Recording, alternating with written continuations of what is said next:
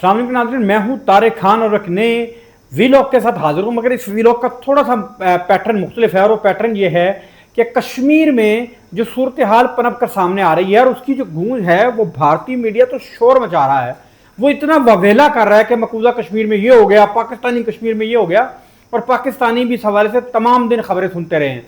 असल में आज हमने कोशिश की है, मैंने, हमारे दोस्त हैं अमजद बुखारी साहब, वो कश्मीर से उनका ताल्लुक है और जितनी ग्रिप उनकी है कश्मीर के अमूर पर, जो कश्मीर की सूरत हाल है पाकिस्तान में शायद बहुत कम लोगों की ऐसी हो, उनसे मैंने रिक्वेस्ट की है कि हमें टाइम दें और थोड़ा सा हमें गाइड करें कि असल में कश्मीर में मसला क्या है, आज सारी सूरत हाल क्या बनी और ये असल में मसला है क्या। जो एक्शन कमेटी है, अवामी एक्शन कमेटी है, वो कहाँ कहाँ उनके जो मुतालबात हैं वो दुरुस्त हैं और दीगर जो हुकूमत है उसका मौक़िफ़ कहाँ पे दुरुस्त है। इस हवाले से अमजद बुखारी साहब आपका बहुत शुक्रिया, आप हमारे साथ ही बैठे हैं। थोड़ा सा उनको इधर कर लेते हैं। अमजद बुखारी साहब के पास मुसद्दिका और जो मालूमात हैं वो मेरा ख्याल है कि सबसे ऑथेंटिक मालूमात है। बुखारी साहब थोड़ी सी चीज़ को आगे कर लें। जी बुखारी साहब, ये बताएं कि ये फड्डा है क्या, कश्मीर में फड्डा क्या हो रहा है? बुनियादी तौर पे फड्डा 2 साल कबल से शुरू होता है कि जब बिजली के बिलों पे तहरीक शुरू होती है अवामी एक्शन कमेटी की। अब इस तहरीक को हुकूमत पाकिस्तान बड़ेपन का मुजाहरा करते हुए वो 6 में जो मुतालबात हैं वो कबूल कर लेती है। वो सारे मुतालबात जिनमें बिजली का बिल है, आटे पे सब्सिडी है और सारे मुतालबात कबूल हो जाते हैं। अब इस साल दोबारा से एक्शन कमेटी 38 मुतालबात लेके सामने आती है। अब 38 मुतालबात में से वज़ीर आज़म पाकिस्तान दौरा सऊदी अरब पे हैं, वहाँ से यहाँ पे कॉल करते हैं कि जी आप उन लोगों से के साथ बैठे। वज़ीर आज़म की कॉल पे वफाकी हुकूमत के नुमाइंदे भी और आज़ाद हुकूमत के नुमाइंदे भी एक्शन कमेटी के साथ बैठते हैं। अब उसमें से 36 मुतालबात पे इत्तफाक हो जाता है, जिनमें मुलाजमतों का कोटा है, उसके अलावा सब्सिडी है, रियल्टी है, बाकी चीज़ें सब पे इत्तफाक हो जाता है। यानी 38 में से 36 मुतालबात में इत्तफाक हो जाता है। अब 2 मुतालबात रह गए। वो 2 मुतालबात खालिस्तन आइनी मामले हैं, यानी जैसे आज़ाद कश्मीर की जो 12 नशिस्तें हैं पाकिस्तान के अंदर, उनके ख़ात्मे का मुतालबा कर रहे हैं कि इनको ख़त्मा किया जाए और जो महाजरीन मकबूजा कश्मीर से आज़ाद कश्मीर में उनकी नशिस्तें दी जाए। ये आप थोड़ा एलेबोरेट करें, थोड़ा बताएं कि ये 12 नशिस्तें कैसे होती हैं, क्या मामला है, थोड़ा मैं चाहता हूँ ये तफसीलन बताएं। फिर उसके बाद हम आपसे पूछेंगे आज क्या हुआ, जो मार कुटाई हुई है उसकी क्या वजह थी, उसका कौन जिम्मेदार था, उस पर भी आऊँगा। लेकिन मुझे सबसे पहले ये बताएं कि ये जो 2 मुतालबात हैं इसकी ज़रा तफसील में जाएँ। 1947 में जम्मू से जो है ना कश्मीर के कुछ लोग यानी महाजर आते हैं। जैसे आपने कटोहा का सानिया सुना होगा कि वहाँ पे गाड़ियाँ भर भर के कश्मीरियों को शहीद किया जा रहा था।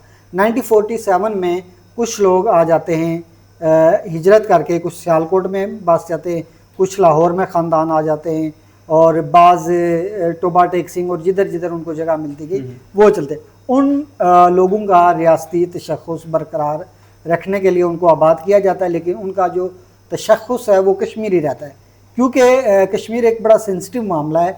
जैसे भारत जाली डोमिसाइल दे के वहाँ पे लोगों को बसाना चाह रहा है, मुसलमानों की अक़लियत को अक्सरियत में बदलना चाहता है, तो पाकिस्तान ने भी इसलिए रखा हुआ है कि जब राय शुमारी हो तो ये महाजरीन अपने इलाके में जाएँ।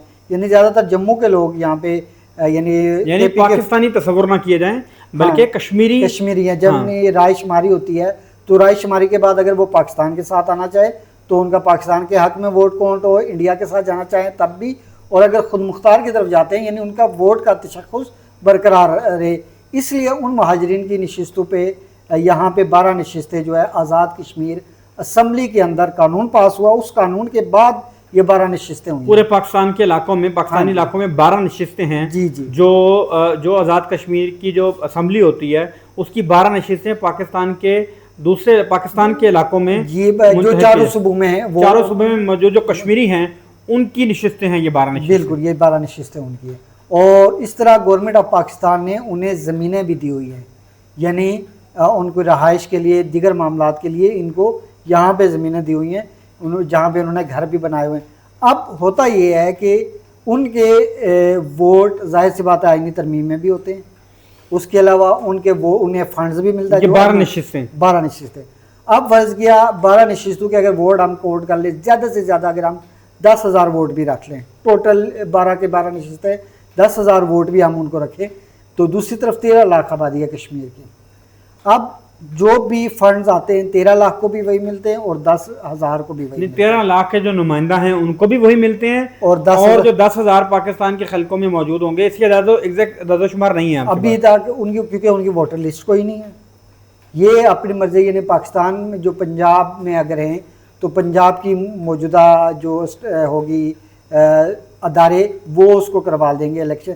यहाँ पे आज़ाद, यानी कि कश्मीर का इलेक्शन कमीशन जो पाकिस्तान के इलाकों में मौजूद जो कश्मीरी हैं उनका election Kashmiri election commission conduct नहीं करता, बल्कि पाकिस्तान के इदारे कंडक्ट करते हैं। अच्छा, अब आगे मसला क्या है? अब आगे मसला ये है, वो ये डिमांड कर रहे हैं कि ये नशिस्तें ख़त्म की जाएं और जो 1980 में या 92 में या 90s में महाजरीन आज़ाद कश्मीर में आए हैं, जैसे मंग बजरिया एक बाग में इलाका, वहाँ पे रह रहे हैं, मुजफ्फराबाद में 3-4 कैंप हैं उनके, इसी तरह कोटली में उनके कैंप हैं। तो जो महाजरीन अब आए हैं आज़ाद कश्मीर के अंदर रह रहे हैं, उनकी आप 2 नशिस्तें कर दें, 3 नशिस्तें कर दें, वो अपने नुमाइंदे मुंतखब करें, ना कि जो अच्छा, इधर इसमें अब मसला क्या आ रहा है? अब मसला ये है कि ये खालिस्तान आइनी मामला है। अच्छा, कैसे? आइनी मामला ये है कि आज़ाद कश्मीर असम्बली ने ही इन्हें नशिस्तें दी हैं। आज़ाद कश्मीर के आइन में इनका हक दर्ज है। अब आज़ाद कश्मीर का आइन उनसे नशिस्तें छीनेगा तो छीन सकता है, वरना ना तो इसको डंडे के जोर पे वापस ली जा सकती है, ख़त्म की जा सकती यानी है, कि ना ही मुज़ाहिरे पे, ना ही कोई एग्जेक्टिव ऑर्डर इसको अच्छा, खत्म कर सकता है। यानी कि हुकूमत पाकिस्तान कहती है कि भाई ये तुम्हारी असम्बली है, इसके आइन में ये 12 नशिस्तें लिखी हुई हैं, तुम बरसर इक़्तिदार आओ तो इसको बदल दो, हमें कोई मसला नहीं, हमें कोई पाकिस्तान तो को फिर मसला फिर नहीं। ये लड़ाई क्या है? अब भाई लड़ाई क्या अब है? अब लड़ाई- वो जो अवामी एक्शन कमेटी है वो क्या चाहती है? अवामी एक्शन कमेटी इसको डंडे के जोर पे हल करना चाहती है, तशद्दुद का रास्ता अख्तियार करके तो इसको क्या कहती है, क्या करो? अब वो कहता है ख़त्म करें एग्जेक्टिव ऑर्डर के जरिए। एग्जेक्टिव ऑर्डर के जरिए खत्म हो ही नहीं सकता। हो ही नहीं सकता, इसमें ना सदर रियासत कर सकता है, ना चीफ जस्टिस रियासत का कर सकता है और ना वज़ीर आज़म आज़ाद कश्मीर कर सकता है। अच्छा, इसको बाज़ाब्ता ये तरमीम आएगी, असम्बली के फ्लोर पे बहस होगी, बहस के बाद इसको ख़त्म किया जाएगा। और अब बहस कौन करेगा? आज़ाद कश्मीर असम्बली में जो 53 मेम्बरान हैं, उन 53 मेम्बरान को ये गालियाँ दे रहे हैं सर, बस यानी मैदान सोशल मीडिया पे उनको गालियाँ। अवामी एक्शन कमेटी वाले। अवामी एक्शन अच्छा, ये कमेटी बताएं कि ये तो बात समझ आ गई, दूसरा मसला क्या आ रहा है? अब दूसरा मसला ये आ रहा है कि वो कह रहे हैं कि ब्यूरोक्रेसी की जो है ना वो ख़त्म करें, जो आपने उनको अशराफिया को मराहत दी हुई है कि जो उनकी गाड़ियाँ उनसे ले ली जाएं। आप फ़र्ज़ किया गाड़ियाँ ले लेंगे तो वो पैदल घूमेंगे क्या? अब उनको जनाब प्रोटोकॉल ना दें। अब पाकिस्तान में अगर आ जाएं तो आज़ाद कश्मीर असम्बली के पूरा जो असम्बली का इलाका है, उतना तो यहाँ पे एक डिप्टी कमिश्नर के पास इलाका होता है, यानी डिप्टी कमिश्नर की बिल्डिंग मराद खत्म करें, मराद पे फटा है, मराद पे फटा है और मराद इतनी है नहीं। अब मज़े की बात, आज़ाद कश्मीर का जो बजट है उसका 60% जो है ना गवर्नमेंट ऑफ पाकिस्तान देती है। अच्छा, 40% जो है ना वो आज़ाद कश्मीर के जो टैक्सेस हैं उससे जमा होता है। अब वो कह रहे हैं टैक्स ख़त्म करें। अब वो कह रहे हैं कि बिजली जो आपने बाकियों को 3 रुपये यूनिट दिए हैं तो कमर्शियल सार्फिन को भी आप वो जो है 2 रुपये या 3 रुपये यूनिट दें। अब दुनिया के किसी इलाके में नहीं होता कि कमर्शियल सार्फिन को 3 रुपये यूनिट दी जाए। अगर आप 5 kVA का सिस्टम लगा रहे हो, आप ये बताओ कि वहाँ पे आप इंडस्ट्री क्या है, आप क्या वहाँ से चीज़ें निकाल रहे हो, आज़ाद कश्मीर के लोगों को फ़ायदा क्या हो रहा है जो आप ये बात कर रहे हो कि हमें सस्ती बिजली दी जाए? ना वहाँ पे कोई इंडस्ट्री है, ना आप वहाँ पे आवाम को कमर्शियल मीटर पे भी वो कहते हैं कि नहीं, कमर्शियल पे भी यहाँ पे। अब ये है कि उन्होंने प्लाजे बनाए हैं, प्लाजे किराए पे, यानी इस वक्त वहाँ पे 3 रुपये यूनिट घरेलू सार्फिन के लिए 3 रुपये यूनिट है।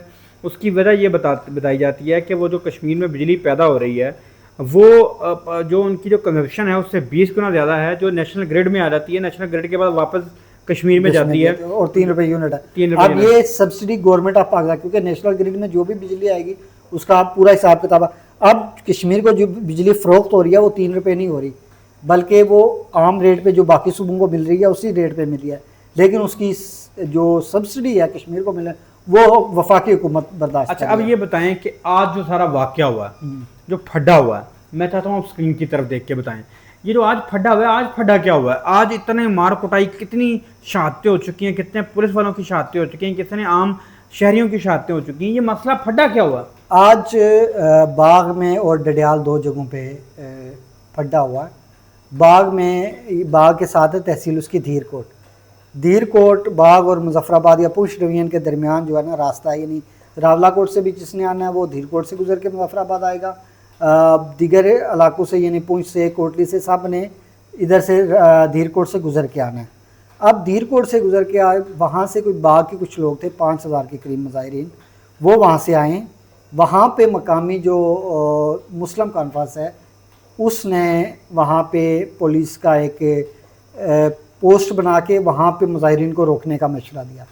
अब पुलिस वहाँ पे यानी चमियाटी एक जगह है, जंगल है, चारों तरफ जंगल है, जंगल के दरमियान जगह, वहाँ पे कोई भी तुक नहीं बनती थी कि मुजाहिरीन को यहाँ पे रोका जाए। अब मुजाहिरीन को जब रोका गया तो मुजाहिरीन ने पुलिस एहलकारों पे पथराव किया।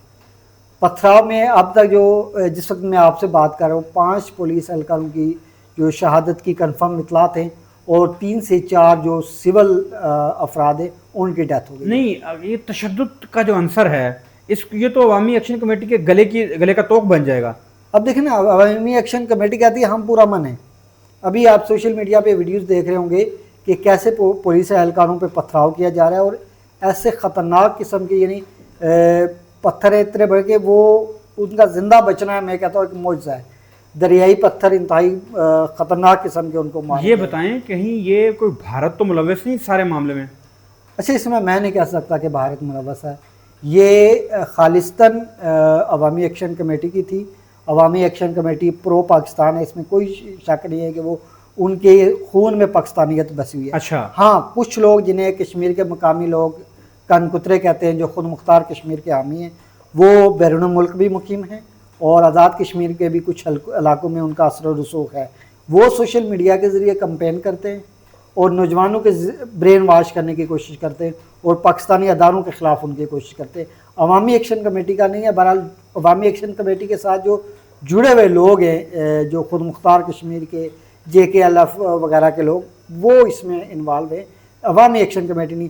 लेकिन अवामी एक्शन कमेटी बावजूद इसके कि उसको पता है कि उसकी काज को ये लोग ख़राब कर रहे हैं, यानी जो खुद मुख्तार कश्मीर के हामी हैं या JKLF के लोग हैं, वो इस काज को ख़राब कर रहे हैं, लेकिन वो उससे ख़ुद को डिसएसोसिएट नहीं कर रही, अलग नहीं कर रही, बल्कि वो उनके लग रहा है कि बस ठीक है हमारा बयानिया चल रहा है। हालांकि नुकसान हो रहा है, अवामी एक्शन कमेटी को भी नुकसान हो रहा है। सो ये नाजरीन, ये है असल सूरत हाल जो कश्मीर में है। और बुखारी साहब आपका बहुत शुक्रिया। और मैं तो यकीन करें, मुझे पता था कि आपको उधर की मालूमात हैं और आपके पास ऑथेंटिक मालूमात हैं, आपके इलाकों की भी मालूमात आपके पास हैं। तो ये है असल में कश्मीर में असल फड्डा क्या है, ये आपके सामने हमने रखा। और साथ ही इनके मुतालबात क्या हैं ये भी आपके सामने रखे। उसमें उनके मुतालबात में ग्लिच क्या है ये भी उनके सामने आपके सामने रखा। और कैसे जो मिस हैंडलिंग की गई उन सारे एहतजाज करने वालों की। ये था आज का वीडियो। आप चैनल को लाइक करें, सब्सक्राइब करें, शेयर करें, बेल आइकन को बटन को दबा दें ताकि आज तक हम मुसद्दिका मालूमात बर वक्त पहुँचाते रहें। अभी इतनी डिटेल से एक एक जुज़ियात के साथ आपको कोई मामला नहीं समझाएगा जिस तरह अमजद बुखारी साहब ने समझाने की कोशिश की। अमजद बुखारी साहब, आपके वक्त का बहुत शुक्रिया, आपने हमें वक्त दिया। थैंक यू सो मच, शुक्रिया।